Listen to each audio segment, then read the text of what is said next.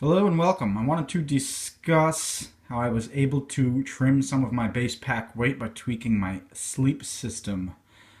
This might be a little bit of a longer video. It's going to be me talking. If you're not into backpacking gear, probably not the best video for you.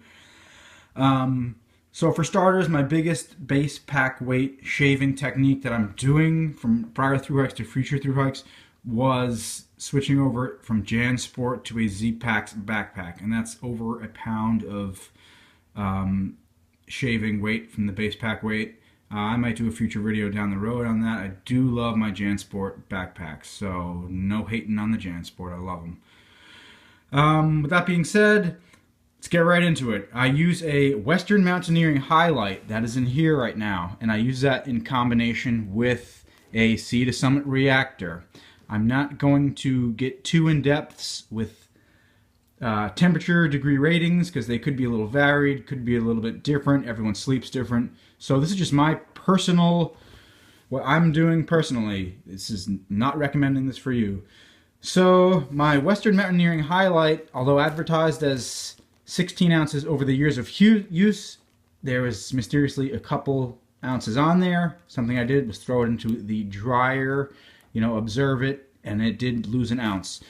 So the bulk of the weight savings that I cut off was from the Sea to Summit Reactor liner, switching to a Sea to Summit Silk Square liner. This was about 1/4 of a pound shaving weight.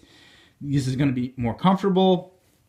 Try to do a better job of keeping my sleeping bag clean and dry. So when I do laundry, I might do a quick little dry cycle and heat it up, make it more comfortable, drop the weight.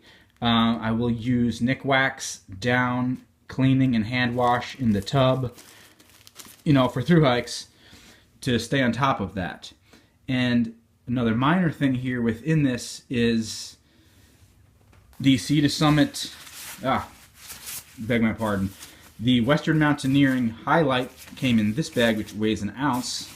For the fun of it, I used some extra Spinnaker sailing cloth to make this compression bag, and I originally was going to use it for food, and then I wasn't sure, food might be too heavy, and then I put my sleeping bag in here, decided I love it, it's going to give my sleeping bag some more room. Also, I will be keeping my silk sleeping bag liner in there as well, but just making this switch from the Western Mountaineering bag that it comes with to my do-it-yourself at-home Spinnaker sailing cloth bag, which I love, that was 1/2 ounce. So already putting my sleeping bag in the dryer, shaved some weight, switching from sleeping bag liner, shaved the most weight, and then 1/2 ounce was shaved from switching my sleeping bag stuff sacks. Now on another note, I used Thermarest or Z-Rest and usually cut them to 3/4 the size. Now I'm going with a Gossamer Gear 1/8 inch pad. In it right now, this is an umbrella bag. I'm probably going to keep this on the outside of my backpack, and I don't want the sand or dirt or grime to get on this. I'm taking better lengths to keep my sleeping bag cleaner, to be more comfortable and to go lighter. And then, although it's not quite irrelevant, but some of you folks are probably saying, oh, 1/8 of an inch thick sleeping mat.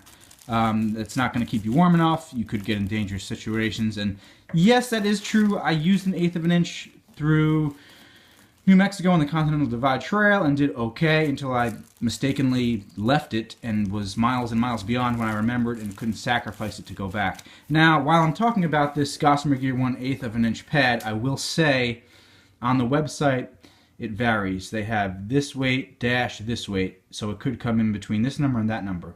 Well, this one is over both of the numbers that are on there, so it's a little bit deceiving. I wasn't the happiest to see that. Probably not going to cut it down. And back to the point, some of you are saying, oh, I'm going to be really cold. Well, this Tyvek here I use for sitting. If I want to take a break on the trail, I take a seat, sit it out. But also, if conditions get pretty sketchy, I can put this underneath my tent or inside my tent underneath my Gossamer Gear sleeping pad, just for a little barrier from the extreme cold, just to help out to boost what I'm working with here already, because this is ultralight, and there are responsibilities and things that come along with going ultralight.